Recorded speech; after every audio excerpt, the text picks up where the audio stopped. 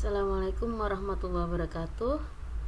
Yang saya hormati dosen pengampu mata kuliah studi Dynamic Assessment Bapak Profesor Kartono MPD dan Bapak Dr. Masrukan. Pada kesempatan ini saya akan mempresentasikan rangkuman bab 2 tentang asesmen dinamis dalam pengaturan klinis. Saya Maharani Izzatin dengan NIM 0401619002. Sebelum kita bahas lebih lanjut, kita akan memahami dulu apa itu pengaturan klinis. Istilah pengaturan klinis mengacu pada tempat dan keadaan di mana orang pergi untuk mendapatkan bantuan dengan masalah psikologis, pendidikan, dan sosial. Pengaturan klinis ditentukan oleh pengaturan pemecahan masalah definisi. Nah, dalam pengaturan klinis, hasil mungkin jauh lebih luas. Rentang usia klien pun lebih luas, layanan yang tersedia untuk tindak lanjut juga lebih bervariasi. Serta hasil harus memiliki implikasi yang jelas untuk pengobatan. Dalam pengaturan seperti itu, dynamic assessment dapat sangat berguna dalam mendapatkan informasi yang sulit dipahami, yang mungkin lebih sulit diperoleh daripada yang sebenarnya dalam pengaturan yang lebih khas, terutama informasi tentang kemampuan dan potensi kinerja dan pada sumber penyamaran intelijen. 3 kelompok masalah utama yang akan kita bahas adalah psikopatologi, cacat perkembangan, dan gangguan neurologis. Dynamic assessment dan psikopatologi tentang cacat intelektual dan psikosis.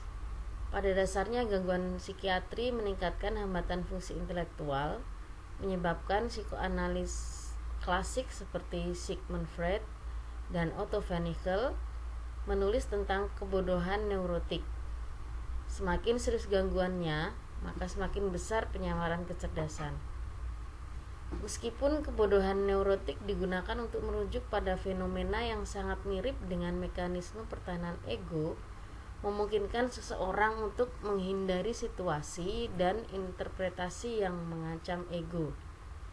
Hilangnya kecerdasan dengan permulaan beberapa psikosis dianggap menjadi permanen dan progresif, hasil dari patologi otak. Dalam mendeskripsikan demensia praecox, yaitu istilah awal untuk skizofrenia, Kraepelin menyatakan bahwa permulaannya disertai dengan hilangnya sumber daya intelektual. Blauvin mengamati bahwa penderita skizofrenia biasanya ditandai adanya kekurangan dalam kemampuan mengabstraksi verbal, yaitu kemampuan merangkai informasi verbal yang konkret dan mengkonstruksi makna abstrak darinya. Interpretasi peribahasa telah lama digunakan sebagai tes informal dalam pemeriksaan kejiwaan pasien jiwa. Dalam penerapan prinsip yang sama pada prosedur peribahasa, berikut ini merupakan urutan mediasi ilustratif. Urutan yang pertama berikan formulir P1 dari tes peribahasa, yaitu yang terdiri dari 20 peribahasa tunggal.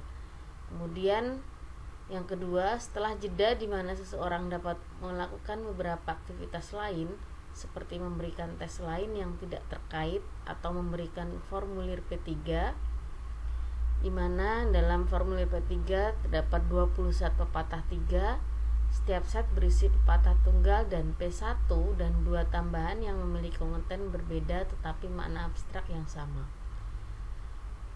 Urutan yang ketiga, jika diperlukan, yaitu jika masih ada nilai abstrak yang rendah dengan tidak banyak respon kredit penuh, maka lakukan pelatihan mediasi verbal. Urutan yang keempat yaitu mengelola formulir PV1, yaitu bentuk paralel pernyataan peribahasa tunggal.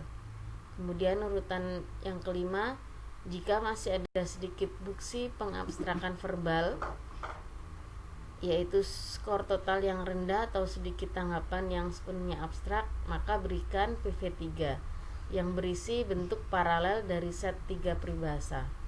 Kemudian urutan yang terakhir, untuk mendorong kinerja potensial lebih lanjut, seseorang kemudian dapat terlibat dalam prosedur menguji batas. Kemudian kita akan membahas aplikasi khusus yang digunakan dalam psikopatologi. Nah, dalam demonstrasi awal dynamic assessment untuk pasien schizophrenia, Sklan pada tahun 1986 memberikan aplikasi berupa TVA atau Test of Verbal Abstracting dan Representational Stencil Design Test atau RSDT. Aplikasi ini digunakan kepada pasien rawat inap dengan skizofrenia yang telah didiagnosis baik sebagai skizofrenia tipe paranoid atau sebagai salah satu subtipe non-paranoid. Prosedur intervensi dynamic assessment dalam tes telah memungkinkan Sklan untuk mengungkapkan dan mendokumentasikan sifat yang relatif lebih responsif dari proses logika pasien dengan skizofrenia paranoid. Nah, sangat menarik bahwa hasil penelitian ini pada dasarnya sama pada dua tugas yang berbeda, seperti TVA dan RSDT, yang satu tugas abstrak verbal dan yang lainnya tugas yang jauh lebih kompleks secara kognitif yang melibatkan persepsi masalah, hubungan visual spasial, perbandingan sistematis, pembelajaran dan penerapan aturan, pengelolaan berbagai sumber informasi, dan pengurutan kompleks. Dynamic assessment dan gangguan yang kurang. Dynamic assessment tentu saja juga berguna dalam penilaian psikologis untuk orang dengan kesulitan psikologis yang tidak separah psikosis seperti psikoneurosis, gangguan keterikatan, gangguan kecemasan, gangguan interpersonal, gangguan belajar, dan juga gangguan karakter seperti sosiopati. Nah, peran dynamic assessment dalam kasus ini pada dasarnya untuk mengembangkan tingkat mikro situasi perilaku di mana kita dapat memeriksa proses kognitif dan metakognitif yang mendasari perilaku perencanaannya atau gagal melakukannya. Tanggapannya terhadap mediasi di dynamic assessment memberikan cetak biru untuk klien dengan terapis dalam pekerjaan mereka selanjutnya. Nah, ada beberapa kesulitan yang sering ditemukan pada orang dengan gangguan kejiwaan. Nah, tentu saja banyak yang tidak memiliki kelainan seperti ini. Di antaranya yang pertama adalah fungsi intelektual umum, kemudian pengabstrakan verbal, hubungan spasial, temporal, dan kuantitatif, ketergantungan lapangan kemarian, kemudian penalaran terutama pada penalaran analogis, kemudian motivasi intrinsik, kemudian memori pembelajaran verbal, mengingat bebas termasuk tes ingatan, mengingat-ingat, mengikuti setiap bentuk, kemudian transformasi atau stabilitas, dan persepsi sosial. Dynamic assessment dan cacat perkembangan. Nah, dalam kasus kelainan perkembangan atau psikopatologi, pencarian kemampuan potensial seringkali membutuhkan ketekunan yang lebih besar dan instrumen yang lebih lengkap daripada yang dimiliki orang lain. Hanya karena mungkin ada lebih banyak hambatan untuk ekspresi kecerdasan. Hambatan tersebut diantaranya kasus cacat perkembangan, terutama keterbelakangan mental, miskin kosakata, riwayat sering gagal, orientasi motivasi ekstrinsik tugas, dan kecenderungan menghindari kegagalan, sedikit dasar pengetahuan yang terkait dengan strategi pembelajaran yang tidak efektif, dan pengalaman pendidikan yang buruk, serta fungsi kognitif defisiensi kronis dan akibatnya. Karena banyak rintangan ini, sangat penting untuk menghindari penafsiran kegagalan awal dan bahkan selanjutnya pada tes sebagai bukti kurangnya potensi. Penggunaan instrumen dan strategi penilaian dinamis seperti tes peribahasa atau TVA dapat menjadi sangat produktif karena memungkinkan penguji untuk melakukan pengelupasan progres dari kemungkinan hambatan. Penyandang disabilitas perkembangan sangat mungkin dicirikan oleh orientasi motivasi ekstrinsik, dan untuk mengembangkan kebiasaan mencoba menghindari kegagalan dengan tidak menginvestasikan banyak dari diri mereka sendiri dalam tugas-tugas pemecahan masalah daripada mencari kesuksesan dengan berusaha keras. Penguji harus mencoba berbagai taktik. Nah, beberapa di antaranya adalah sebagai berikut. Yang pertama, menjamin kesuksesan. Berikan semua bantuan yang dibutuhkan dengan cara tidak menggurui. Kemudian taktik berikutnya bisa dengan menghindari penggunaan insentif dan penghargaan imbalan yang ada di dalam tugas. Kemudian menunjukkan motivasi intrinsik. Nah, baik anak-anak maupun individu yang lebih tua dengan gangguan perkembangan melakukan sebagian besar pembelajaran mereka dengan meniru. Taktik yang terakhir adalah penggunaan penghargaan tugas intrinsik. Memberikan informasi yang hilang. Nah, perkembangan penyandang disabilitas sangat mungkin memiliki basis pengetahuan yang minim. Nah, ini adalah prinsip utama dari dynamic assessment, bahwa ketidaktahuan tidak diartikan sebagai ketidakmampuan. Tidak sama dengan tidak bisa. Nah, oleh karena itu sangat penting mewaspadai kesenjangan dalam basis pengetahuan peserta ujian.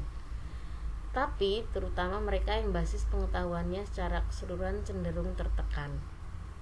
Selain penyandang disabilitas perkembangan, kelompok itu termasuk orang-orang yang baru mengenal budaya. Nah, seperti pendatang baru, orang yang memiliki kesempatan pendidikan terbatas, dan sampai batas tertentu orang dengan keterbatasan ini. Dynamic assessment untuk perilaku adaptif.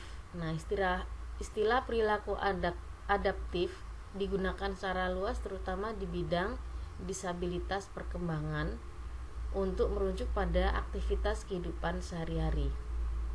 Nah, ADL adalah istilah lain yang memiliki arti tertentu. Ada beberapa instrumen normatif yang sangat baik untuk menilai perilaku adaptif. Nah, yang paling sering digunakan di Amerika Serikat adalah American Association on Mental Retard on Adaptive Behavior Scales, atau disingkat dengan ABS.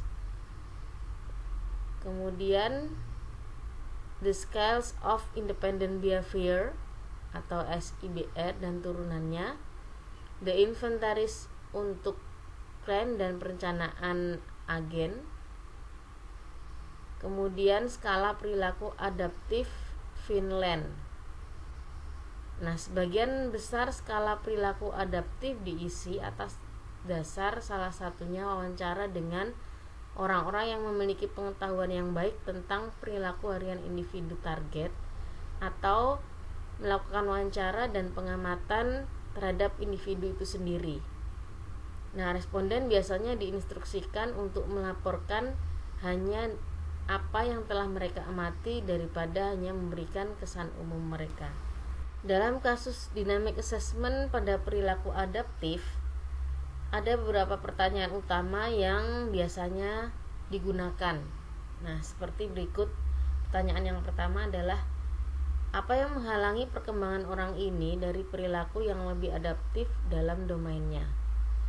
Kemudian, sejauh mana kita dapat mempromosikan pengembangan lebih lanjut dalam domain ini melalui mediasi kognitif atau motivasi? Dan pertanyaan berikutnya adalah, berapa banyak investasi jenis apa yang akan dibutuhkan untuk mendorong perubahan seperti itu? Berikutnya penilaian dinamis untuk neuropsychological. Nah, penilaian neuropsikologis dan penilaian dinamis memiliki banyak kesamaan dan merupakan pasangan yang baik menurut Hewitt tahun 1977. Nah, peran penilaian neuropsikologis telah bergeser secara dramatis di generasi terakhir, ketika teknologi pencitraan meningkat dan akhirnya memungkinkan para ahli diagnosis untuk benar-benar melihat lesi otak di lokasi yang tepat. Kebutuhan akan tes psikologis untuk menentukan ada atau tidaknya jenis, lokal, dan kecepatan lesi otak menjadi jauh lebih sedikit. Nah, sejak saat itu penilaian neuropsikologis telah lebih tajam difokuskan untuk mengidentifikasi prospek remediasi fungsi yang terganggu. Dynamic assessment dari berbagai domain fungsi. Di sini bukan hanya perbandingan kemampuan yang cacat dan utuh, memungkinkan seseorang untuk menilai bidang-bidang di mana upaya perbaikan yang besar akan dibutuhkan, dan juga bidang-bidang fungsi yang dapat dilihat sebagai aset untuk pekerjaan perbaikan. Nah, tentang prinsip dan instrumen dalam dynamic assessment, berikut merupakan instrumen yang sangat berguna dalam dynamic assessment dalam pengaturan klinis. Nah, di sini ada interpretation of proverbs, kemudian TVA, raise complex figure, certain tests that are part of the learning, opportunity assessment device of Feuerstein, representational stencil design test LPAD, variation 1 and 2, organization of dots, race platex test based on Andres race test, the flag test, and which two do not belong. Nah, jadi banyak instrumen yang dapat digunakan dalam melakukan dynamic assessment, khususnya dalam pengaturan klinis. Demikian pembahasan tentang bab 4 terkait dengan dynamic assessment dalam pengaturan klinis. Saya akhiri. Assalamualaikum warahmatullahi wabarakatuh.